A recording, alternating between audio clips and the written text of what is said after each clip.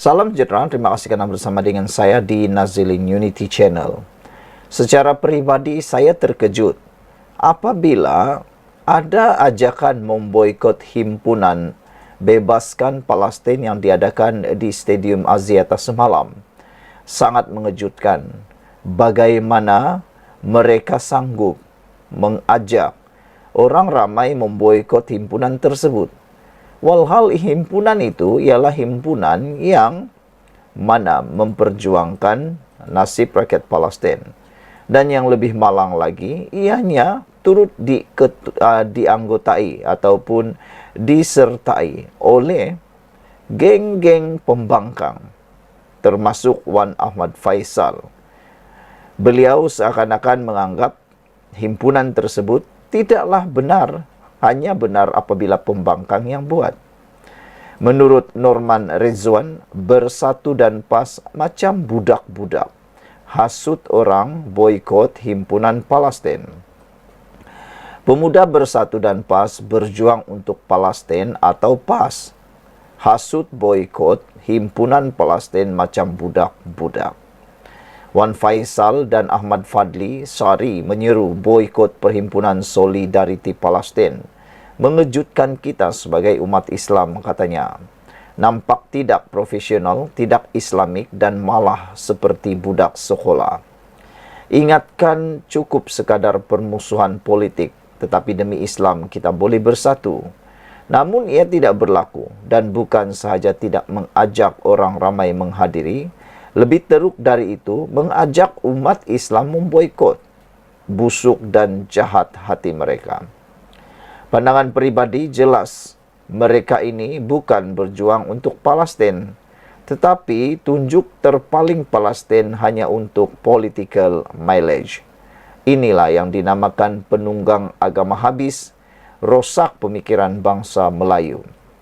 Kononnya, Perdana Menteri ke-10 Anwar Ibrahim tidak tegas dalam isu Palestin. Sedangkan saya tidak lihat Muhyiddin memberi komen yang lantang kepada Israel. Sama ada waktu menjadi Perdana Menteri, apatah lagi waktu menjadi pembangkang. Samalah macam Hamzah Zainuddin sendiri. Sebagai ketua pembangkang, sepi sahaja dalam isu-isu Palestin. Tapi Perdana Menteri ke-10 juga difitnah liberal. Permusuhan tidak berkesudahan hinggalah hilang nilai insan dan hilang semangat sesama Islam.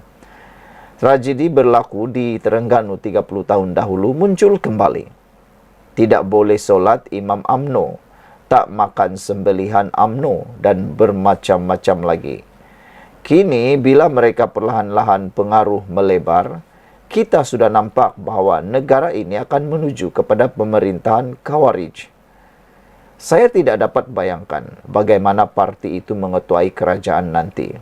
Pastinya siapa yang tidak bersama mereka dengan kuasa yang ada, lebih teruk umat Melayu di negara ini berpecah. Sebenarnya bukan cara pemberian maklumat atau penerangan di media sosial untuk menyedarkan orang Melayu bahawa fahaman Khawarij ini bahaya.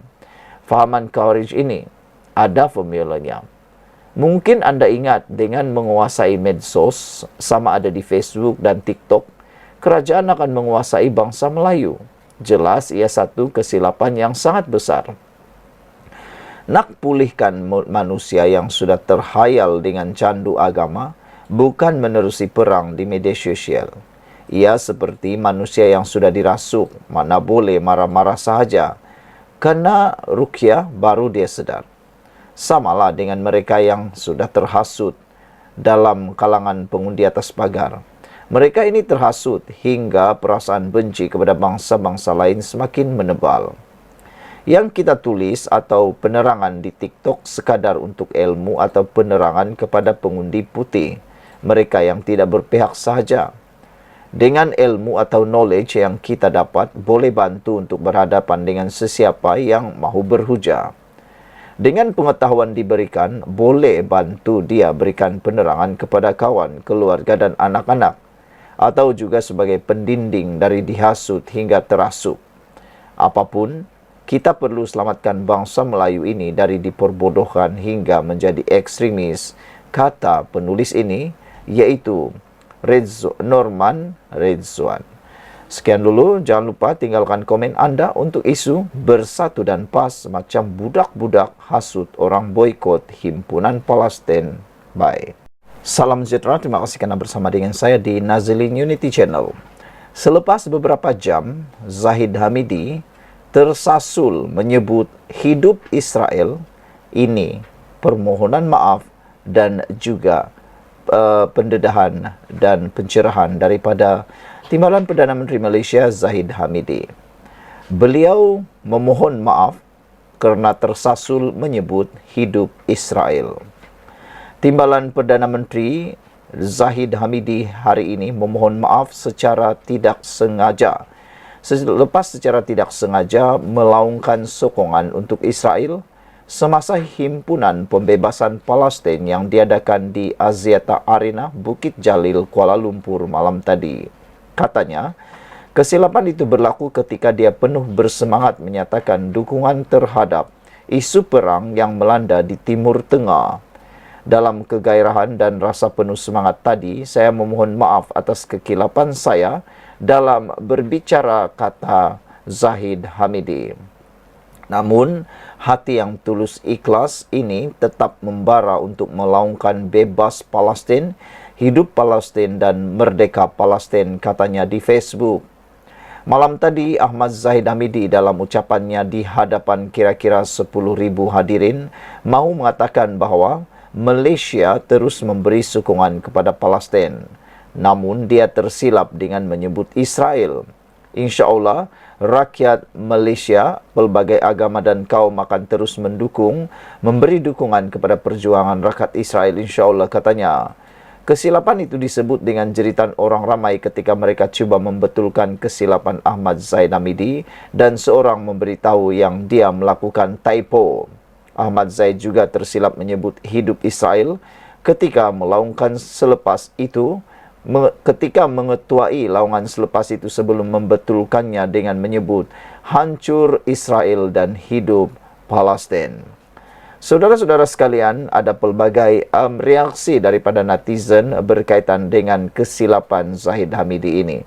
Walau bagaimanapun, seperti yang dikatakan oleh Zahid Hamidi, beliau di dalam keadaan yang sangat gairah dalam semasa melaungkan semangat atau menunjukkan semangat beliau ketika dia penuh bersemangat menyatakan dukungan terhadap isu perang itu yang menyebabkan beliau tersilap cakap. Dalam kegairahan dan rasa penuh semangat, saya memohon maaf, kata Zahid Hamidi, atas kekilafan saya dalam berbicara, katanya lagi. Dan dengan hati yang tulus ikhlas dan tetap membara untuk melaungkan bebas Palestin, hidup Palestin dan merdeka Palestin, katanya di Facebook. Sekurang-kurangnya Zahid Hamidi telah pun mengakui kesilapan itu dan telah pun memohon maaf. Jangan sampai ada pemimpin yang tidak mau mengaku salah. Namun demikian, ada banyak suara-suara sumbang di luar sana yang menulis memohon supaya Zahid Hamidi letak jawatan. Tetapi saya secara pribadi tidak setuju dengan tuntutan letak jawatan itu hanya kerana tersilap laung tidaklah membuatkan beliau sebenarnya menyokong Israel. Malam tadi, Zahid Hamidi di hadapan kira-kira 10,000 hadirin mau mengatakan bahawa Malaysia akan terus memberikan sokongan kepada Palestin. Namun dia tersilap dengan menyebut Israel.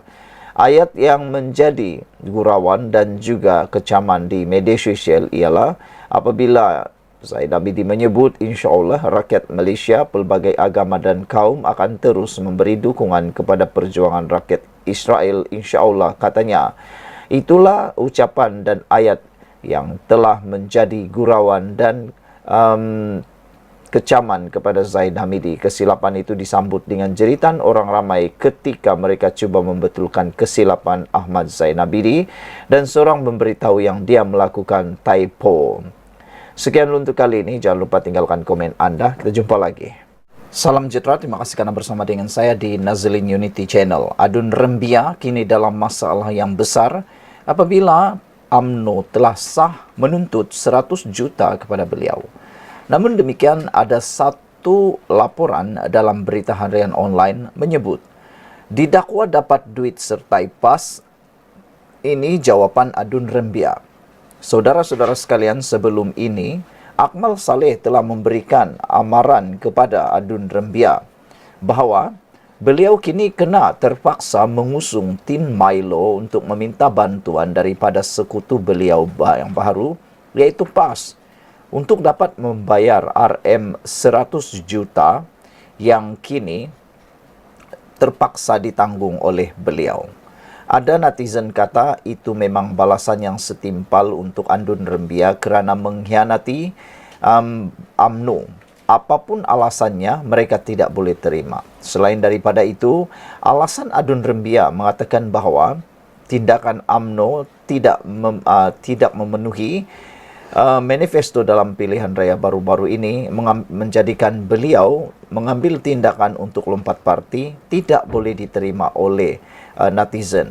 Mereka kata itu hanya alasan semata-mata. Dia telah menandatangani berjanji apapun yang terjadi, beliau tidak akan lompat parti dan bersedia dikenakan tindakan denda 100 juta ringgit kalau lompat parti. Kali ini isunya ialah didakwa dapat duit sertai PAS. Ini jawapan Adun Rembia. Wah, saya pun tertunggu-tunggu apa jawapan Adun Rembia tentang isu dan juga dakwaan ini. Kira-kira 3 minggu yang lalu, Setiausaha Agung PAS Datuk Seri Taqiyuddin Hassan mengumumkan Ahli Dewan Undangan Negeri Adun Rembia di Melaka, Datuk Muhammad Jailani Khamis, yang digantung keahlian dalam UMNO sah menyertai PAS. Penyertaan Muhammad Jailani ke parti itu berkuat kuasa Jun tahun lalu menjadikan komposisi pembangkang di Dewan Undangan Negeri Melaka bertambah 3 kerusi, meningkat berbanding 2 wakil selepas pilihan raya umum negeri Melaka pada tahun 2021. Isu yang tercetus adalah status Adun Rembia itu sama ada tertakluk kepada akta anti lompat parti. Taqiyuddin memberi alasan Muhammad Jailani menyertai PAS sebelum akta berkenan diluluskan Dewan Undangan Negeri Melaka pada 31 Julai 2023. Tentang dia lompat parti, tertakluk pada akta atau tidak, itu sekarang tidak menjadi masalah. Kerana apapun yang dia buat, dia tetap menjadi pembangkang dan tidak ada apa-apa perubahan pun dalam status kerajaan negeri Melaka.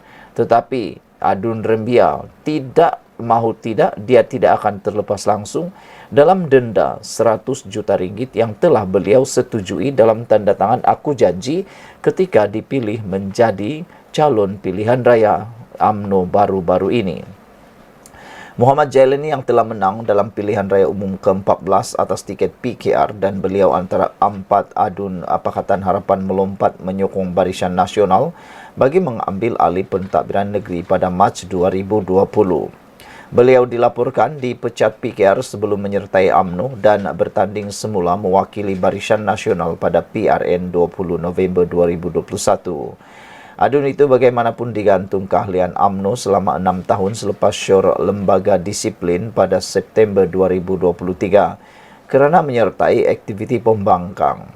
Rabu lalu, Setiausaha Agung UMNO Datuk Dr. Ashraf Wajri Disuki berkata Majlis Kerja Tertinggi UMNO parti memutuskan mengambil tindakan undang-undang terhadap Muhammad Jailani bagi menuntut ganti rugi dan pampasan 100 juta ringgit. Tuntutan itu diputuskan selepas wakil rakyat berkenan didakwa melanggar perjanjian perwakilan calon BN bagi PRN ke-15 Melaka yang ditandatangani di hadapan pesuruhjaya sumpah dan saksi. Malam tadi ketika berucap pada ceramah umum unit daerah mengundi UDM Maranto menjelang pilihan raya kecil Dewan Negeri di sini, Muhammad Jailani mengulangi alasannya meninggalkan UMNO. Beliau juga menafikan menerima imbuhan kewangan dengan menyertai parti diterajui Tan Sri Abdul Hadi Awang. Orang kata masuk PAS dapat duit dapat sengsara ada kerana diugut dengan saman 100 juta ringgit yang boleh menyebabkan saya bankrupt, katanya. Muhammad Jailani turut memberi alasan penyertaannya ke dalam PAS kerana kecewa dengan pimpinan UMNO dan disebabkan kerjasama bekas partinya itu dengan Datuk Sri Anwar Ibrahim serta DAP. Untuk memaksa saya berkawan dengan DAP, saya sangat sensitif dan disebabkan itu saya keluar menyertai PAS, katanya lagi, dan turut menegaskan prinsip perjuangannya berteraskan agama dan bangsa tidak boleh dijual beli. Netizen kata itu alasan semata-mata. Apa pula komen Anda untuk isu kali ini? Jangan lupa tinggalkan komen Anda, tekan butang subscribe. Kita jumpa lagi.